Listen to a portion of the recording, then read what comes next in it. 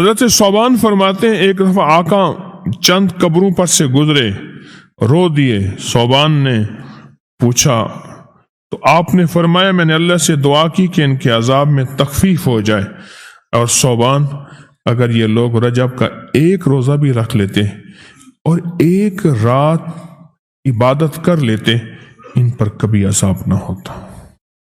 اور ایک رات سے مراد صرف رات نہیں ہے، ساری رات یہ ابھی عبادت کر رہے ہیں۔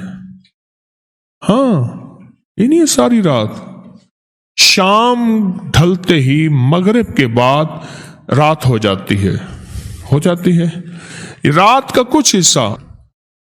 میں کہ اگر یہ لوگ رجب میں ایک روزہ بھی رکھ لیتے اور عبادت کر لیتے کسی رات کی، ایک رات کی، تو ان پر عذاب نہ ہوتا۔ میں نے عرض کیا یا رسول اللہ صلی اللہ علیہ وسلم، کیا صرف ایک روزہ اور ایک رات کی شب بیداری سے عذاب قبر نہ ہوگا؟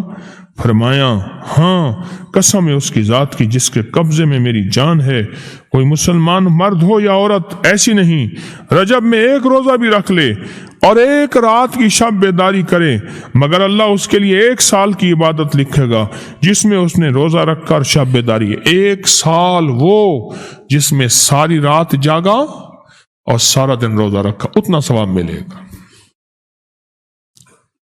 اور آپ نے فرمایا کہ اللہ کی طرف سے ایک منادی ندا کرتا ہے، اے رجب میں روزہ رکھنے والو، اللہ کی پناہ میں جنت میں داخل ہو جاؤ۔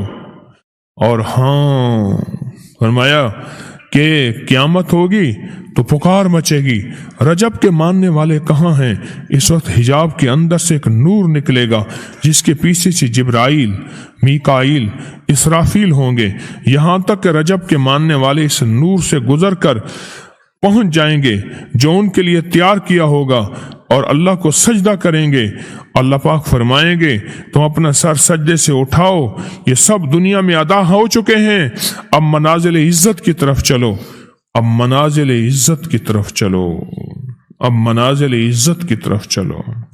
اللہ اکبر۔ اور فرمایا مغفرت ہوتی ہے اور اللہ انبیاء کی توبہ قبول کرتا ہے۔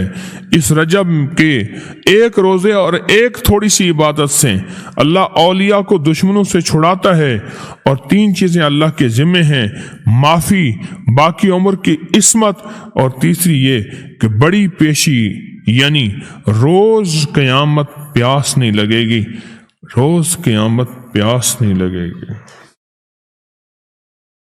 یہ چھوٹی چھوٹی راتیں، یہ چھوٹے چھوٹے دن، یہ چھوٹے چھوٹے لمحے آتے ہیں، اور آتے اس لیے ہیں کہ ہمیں کچھ دے جائیں، اگر اس کا غصہ ہے بھی ٹھنڈا ہو جائے، اگر اس کی ناراضگی ہے بھی ٹھنڈی ہو جائے۔